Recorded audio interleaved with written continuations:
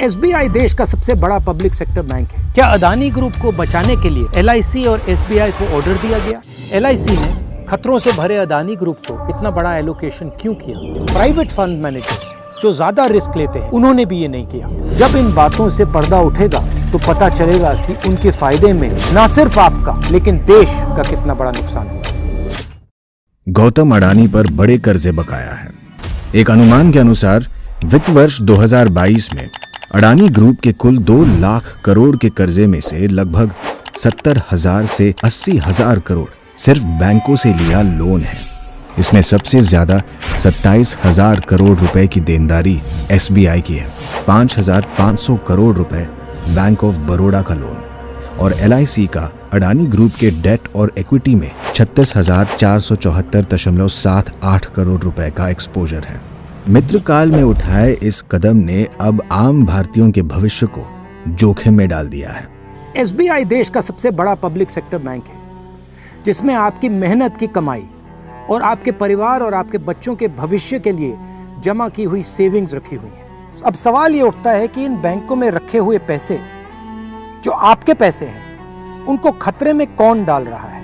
Adani group को सहायता देने के लिए और नुकसान से बचाने के लिए एलआईसी और एसबीआई से जबरदस्ती इन्वेस्ट करवाया जा रहा है।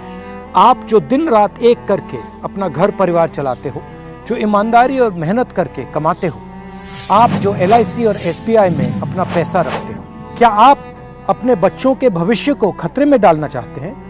नहीं ना?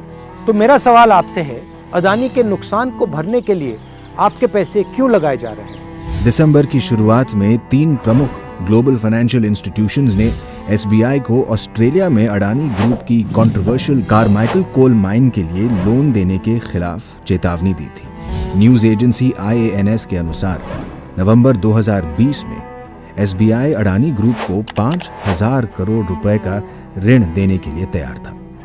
इतना ही नहीं, साल 2014 में अडानी और उस वक्त की एसबीआई चीफ के बीच एक MOU पर हस्ताक्षर भी किए गए थे।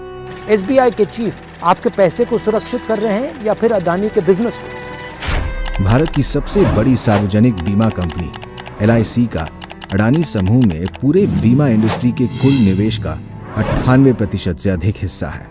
एलआईसी ने खतरों से भरे अदानी ग्रुप को इतना बड़ा एलोकेशन क्यों किया? प्राइवेट फंड मैनेजर्स जो ज्यादा रिस्क लेते हैं उन्होंने भी ये नहीं किया। क्या ये पीएम का कर्तव्य नहीं कि एलआईसी जैसे फाइनेंशियल इंस्टीट्यूशंस का पैसा सुरक्षित रहे? हिंडनबर्ग की रिपोर्ट आने के बाद एलआईसी के शेयर्स की कीमत 50,000 करोड़ रुपए गिर गए।